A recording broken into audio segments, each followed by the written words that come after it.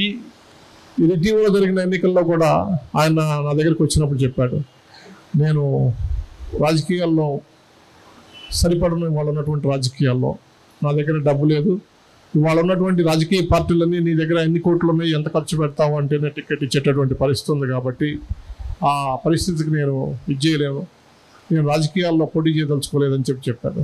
లేదు, మీరంతా రాజకీయాల్లో ఉండాలా, నిజమే రాజకీయ పార్టీలు వాళ్ళ డబ్బు లేనివాడిని ఏమాత్రం చూసేటటువంటి పరిస్థితి లేదు, సామాన్యుడికి స్థానం లేదు, చదువుకున్నోడికి స్థానం లేదు, డబ్బున్నోడికే స్థానం ఉంది రాజకీయాల్లో అనేటటువంటిది చాలా స్పష్టమైనటువంటి విషయం.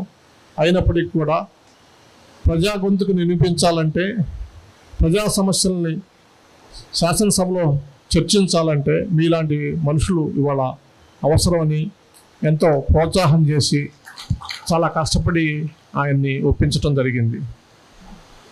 ఇప్పుడే ప్రసాద్ గారు కూడా చెప్పారు, ఇవాళ సామాన్యుడు సభల్లో చట్టసభల్లో వచ్చి గొంతు విప్పగలిగినాడే ప్రజాస్వామ్యం నిలబడుతుందని చెప్పి, మరి ఆ ప్రజాస్వామ్యం నిలబడాలంటే నేను బుద్ధప్రసాద్ గారికి చెప్తున్నా, మీరు రాజకీయాలు వదిలిపెట్టి వెళ్ళటం కాదు, రాజకీయాల్లో ఉండి పోరాటం చేయాలా.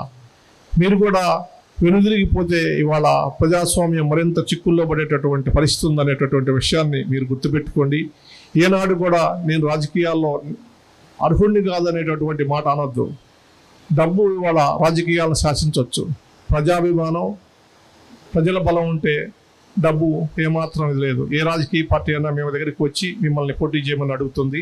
అదే జరిగింది, అదే జరగబోతుంది. కాబట్టి మీరు రాజకీయాల్లో ఇంకా కష్టపడి, రాజకీయాల్లో ఇంకా చైతన్యవంతంగా ఉండి మీతో పాటు ఇంకొక 10 మంది మంచి మనుషులను తయారు చేయగలిగితే, అదేవిధంగా సమాజంలో ఈ అవినీతితో కూడుకున్నటువంటి రాజకీయ వ్యవస్థ, దుర్మార్గమైనటువంటి రాజకీయ వ్యవస్థ పోయి సామాన్య మానవుడి గొంతును విప్పించేటటువంటి పరిస్థితి ఉంటుందని చెప్పేసి బుద్ధప్రసాద్ గారికి ఈ సందర్భంగా చెప్తాం.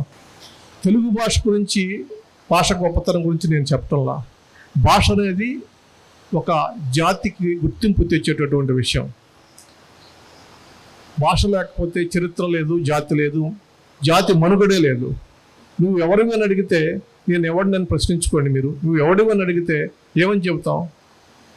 తమిళ్ అని చెప్తావా, కన్నడిగుడు అని చెప్తావా, మరాఠీ అని చెప్తావా, తెలుగు వాడిని అని చెప్పుకోవాలా? తెలుగు వాడిని అని చెప్పుకోవాలంటే నీ భాష, నీ సంస్కృతి నిలబడాలా, అది జీవన విధానం. మరి అటువంటి భాష మీద ఇవాళ అంతరించిపోయేటటువంటి పరిస్థితి ఉంది. కాబట్టి తెలుగు భాష గొప్పతనాన్ని చెప్తూ తెలుగు భాషను పరిరక్షించాలని అడుగుతున్నాం. ఇందులో మాకే స్వార్థం లేదు.